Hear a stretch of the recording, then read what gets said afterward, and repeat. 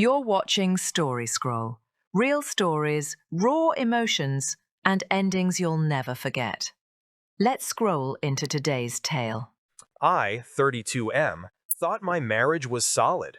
My wife Emma, 30F, and I had been together for 6 years, married for 4. We had what people called a picture-perfect life, a cozy apartment, stable jobs, and a friend circle that often called us the ideal couple. But somewhere along the way, things changed. My workload had increased, and late nights at the office became the norm. I thought I was working for our future, but I didn't realize I was slowly losing her in the process. She started talking a lot about a coworker, Ethan. "He's just a friend," she said, laughing off any concern. I believed her. I wanted to. After all, trust was the foundation of our marriage. Or so I thought. Looking back, that blind trust was the reason I didn't see the cracks forming. It started small. Her phone, once left carelessly around the house, was suddenly glued to her hand. She'd angle the screen away when a message came in, laugh quietly, and brush it off when I asked. "Just a meme from work," she'd say. Then came the sudden wardrobe changes. New dresses, extra perfume, late team dinners. She claimed she was being more social for her career, but I noticed her phone lighting up at midnight, and her immediate excuse, "It's just Ethan asking about tomorrow's report," didn't sit right. The breaking point came when a mutual friend casually mentioned seeing her and Ethan at a bar on a night she said she was working late. My stomach dropped. I smiled through the conversation, but my mind was screaming. That night, while she showered, I sat on the couch staring at nothing. A part of me didn't want to believe it, but another part whispered that I already knew. I needed proof. Not guesses, not assumptions, proof. The next morning, I bought a small voice-activated recorder and slipped it under the passenger seat of her car. I told myself it was just to ease my paranoia. Deep down, I knew the truth was coming, and I wasn't ready for it. 3 days later, I retrieved the recorder. I sat alone in my car outside work, hands trembling as I hit play. At first, it was just silence. Then, laughter. Her laughter.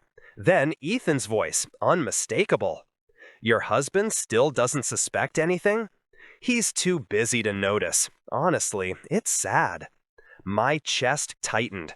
I kept listening, even when every instinct screamed at me to stop. Then came the words that shattered whatever was left of my denial. "He's boring. You make me alive." Guess I should thank him for working late so often. Then the sounds, soft, unmistakable, of them hooking up in the car. I turned it off. My vision blurred. I sat there for what felt like hours, numb, hollow, broken. When I finally stood up, I wasn't angry, not yet. I was just empty. That night, I didn't confront her. I couldn't. I acted normal, kissed her forehead, and said goodnight like nothing happened. But my mind was already working. If she wanted a performance, I'd give her one. Over the next few days, I quietly gathered evidence. Texts, call logs, copies of our joint financials. I scheduled a consultation with a divorce lawyer, who confirmed what I needed. Infidelity could nullify her claims for spousal support. I wasn't going to just leave her. I was going to leave her with nothing. For the next week, I played my role perfectly. I brought her coffee in bed, sent flirty texts, even suggested a romantic dinner for our upcoming anniversary. She looked genuinely excited, even told her best friend about how thoughtful I'd been lately. Meanwhile, I was moving half our savings into a separate account, securing my valuables, and finalizing paperwork with my lawyer. Everything was falling into place. I planned the dinner at home. I told her I wanted something intimate. What she didn't know was that I'd invited her best friend Lily and my brother Mark to arrive halfway through to surprise her. The irony was poetic. She'd be exposed on the day meant to celebrate our love. The night of our anniversary, everything looked perfect. Candles, her favorite food, soft music playing. She walked in wearing a red dress, the one I'd bought her last year. "Wow, this is beautiful," she said, beaming. I smiled. It's a special night. We ate, talked, laughed, at least she did. I was calm, detached, rehearsing my every move. After dinner, I handed her a small gift box. Inside was a silver bracelet. She smiled and leaned over to kiss me. Before she could, I said quietly, "Before we eat dessert, there's something I want to play for you." I pulled out my phone and pressed play. Her voice filled the room. Laughter. Then the words, "He's boring. You make me alive." She froze, eyes wide, color draining from her face. What is this?" she stammered. "Your car," I said evenly. "3 nights ago." She started crying, babbling excuses. "It's not what it sounds like, I swear." I cut her off. "Don't insult my intelligence. I'm not yelling because you're not worth my anger anymore." Just then, the doorbell rang. My brother and her best friend stepped in. Perfect timing. They saw her face, the phone still playing, the truth echoing in the room. She broke down completely, sobbing, begging me to stop. But I just looked at her one last time and said, "You can pack your things tomorrow. I'll have the divorce papers ready." Then I turned to Mark. "Let's go." I walked out, leaving her in that candlelit room that now felt like a funeral. I spent that night at my brother's place, staring at the ceiling. There was no joy, no satisfaction, just peace. A cold, quiet kind of peace. Tomorrow, I'd file for divorce. And for the first time in months, I'd sleep without wondering where she was. Update 1. She said it meant nothing. I showed her what nothing looks like. The morning after the confrontation was surreal. I woke up on my brother Mark's couch, numb but strangely clear-headed. My phone was full of missed calls and messages from Emma. "Please, can we talk? It wasn't like that, I swear. It was just emotional, not physical." That last one almost made me laugh. Not physical? The recorder begged to differ. Around 10 a.m., she showed up at Mark's apartment building, mascara smeared, eyes red. She looked broken, but I couldn't tell if it was from guilt or exposure. "I made a mistake," she sobbed. "It didn't mean anything." I stood there silently, letting her words fall flat. Then I said calmly, "If you need to communicate with me, talk to my lawyer. His name is Daniel Brooks." Her face twisted in confusion. "You already got a lawyer?" "3 days ago," I replied.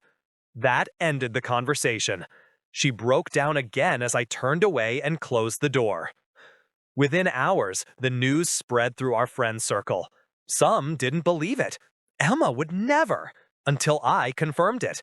Others went quiet, uncomfortable, as if betrayal was contagious. By evening, I learned Ethan, her affair partner, had ghosted her completely, deleted social media, switched offices, gone. The man she risked her marriage for vanished the second things got messy. And somehow, that gave me more peace than I expected. The next few days felt like a storm that refused to pass. She texted nonstop, apologies, confessions, promises. "Please, we can fix this. Let's go to therapy. I'll do anything. You were my everything. I was stupid." I ignored them all. Not out of cruelty, but because every message felt like manipulation wrapped in regret. When she realized I wasn't responding, she showed up at my office. Security called to say a distressed woman was demanding to see me. I stepped outside to find her crying in the lobby, clutching a photo of us from our wedding day. "Please, I can't lose you," she said between sobs. "You don't understand what he said to me." I cut her off. "You should have thought of that before you said yes to him." People were watching. My boss was watching. So I told her quietly, "Go home, Emma. This isn't helping you." Later that day, my lawyer called. "Don't engage with her emotionally. Let her unravel on her own." He was right, because she soon started twisting the story. A mutual friend texted me, "Hey man, I heard things got bad between you two. She said you were controlling?" Controlling. That word made my jaw tighten. She was rewriting history to make herself the victim. So I decided to remind everyone what the truth actually sounded like. That night, I sent one message to our friend group chat. For everyone asking why I left her, here's why. Attached was the audio file. No context, no commentary. Just her laughter and those sickening words. He's boring. You make me feel alive. The fallout was immediate. Half the group blocked her. The other half stopped responding entirely. Even her best friend, Lily, the one who'd been at our anniversary dinner, messaged me privately. I can't believe she did that. She told me she was happy. Within 48 hours, Emma went from beloved friend to social pariah. She texted me one last time that week. You ruined me. I typed, you did that yourself, but never sent it. Silence was louder. What she didn't know was that I'd spent weeks preparing for this. When the divorce papers were served, she called me in disbelief. You're divorcing me already? You didn't even give me a chance. I didn't respond. My lawyer did. We'd found the clause in our prenup, an infidelity termination clause. If either partner was unfaithful, they forfeited any claim to spousal support or shared assets beyond personal contributions. My lawyer had built the case airtight, recorded proof, phone records, witness accounts. When Emma realized she was walking away with nothing but her personal savings and clothes, she exploded. You're heartless.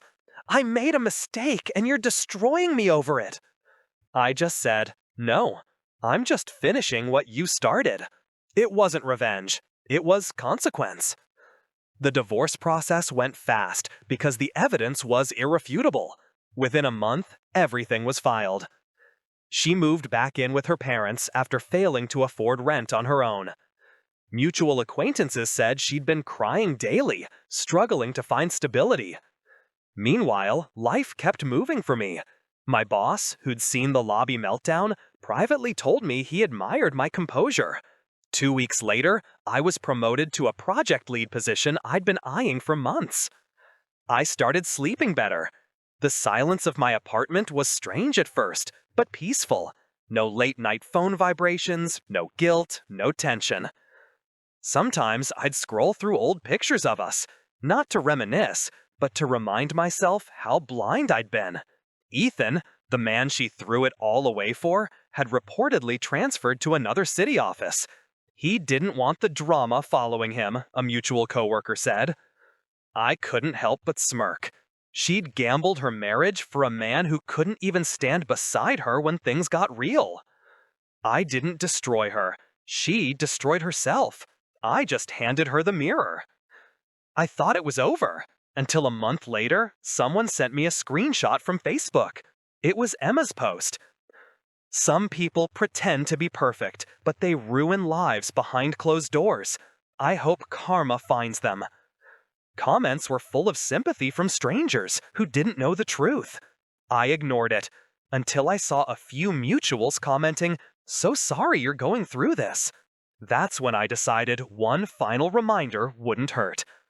I went on Reddit, specifically r/surviving infidelity, and made an anonymous post titled, "She said I was boring, so I played her recording on our anniversary." I detailed everything, from discovery to confrontation, and included a short audio clip of her admitting the affair.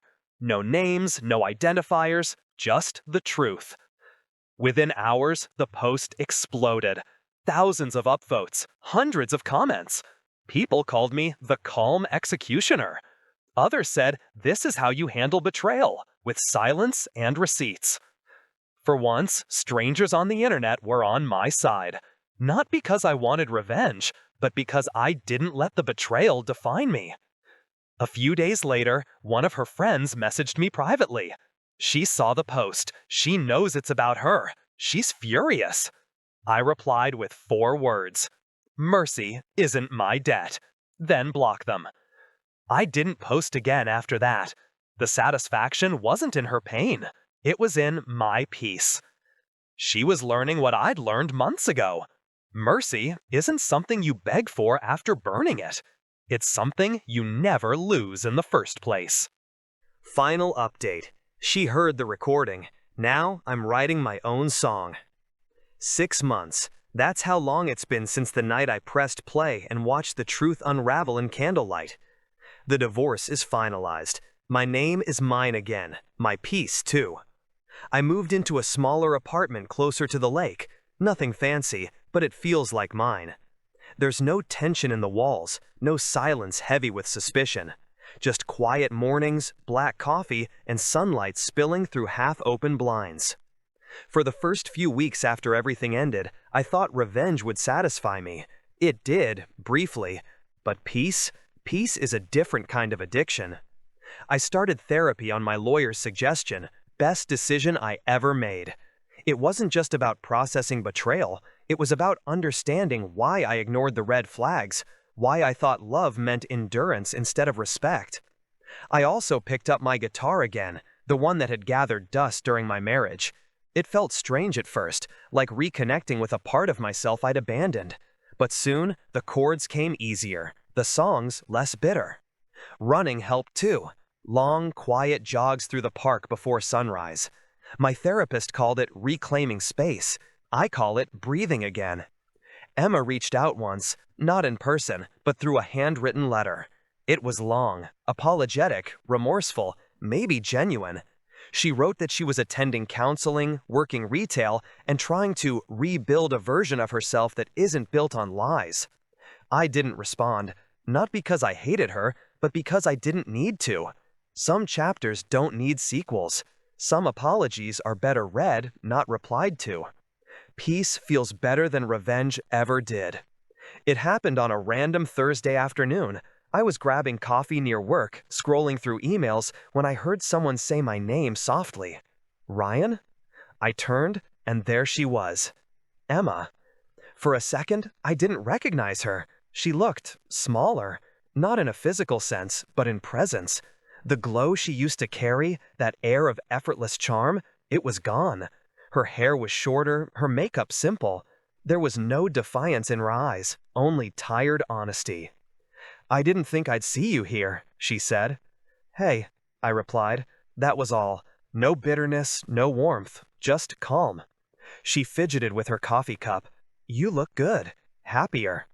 I am, I said, and meant it. There was a long silence, the kind that used to feel suffocating between us. But this time, it was just space. Nothing heavy, nothing sharp. Then she said quietly, I'm not here to make excuses. I just wanted to say I'm sorry. Not the kind of sorry that expects forgiveness, the kind that just needs to be said. I nodded. Okay. She blinked, as if she didn't expect it to be that simple. I ruined the best thing I ever had, she whispered. And I know you probably think I deserve everything that's happened, but I'm trying to change. Therapy's helping. I needed you to know that. I took a breath. For months, I'd imagined what I'd say if this ever happened, some perfect, cutting line that would end the story neatly. But standing there, I realized I didn't need one. I hope you find peace, Emma, I said. Her eyes welled up. She smiled sadly. You already have, haven't you? I smiled back. Yeah, I have. She nodded, wiped her eyes, and left. No dramatic goodbye, no tension. Just quiet understanding that our story was finally, truly over. I stood there for a minute after she walked out, sipping my coffee, feeling free. Not victorious, just done. Life has a funny way of filling the spaces you thought were broken beyond repair. A few months after that cafe meeting, I met someone new, Lena. She works in graphic design, has a laugh that fills a room, and asks questions that make you think instead of perform. She knows about my past, not because I told her every detail, but because she saw the scar and didn't flinch. We started slow. I didn't want to rush into another relationship built on distraction. But she's different, kind, grounded, the type of person who listens instead of waiting to speak. With her, there's no need to earn peace. It just exists. I learned to set boundaries, to communicate, to walk away from red flags instead of rationalizing them. For the first time in a long time, I feel like I'm not just surviving, I'm living. Every once in a while, I still get reminders of the past, an old picture suggestion from my phone, a random mutual friend mentioning Emma.